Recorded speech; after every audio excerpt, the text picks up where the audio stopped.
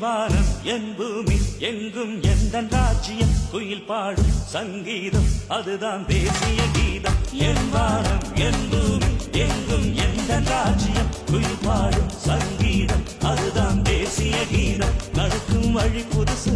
ரசிக்கும்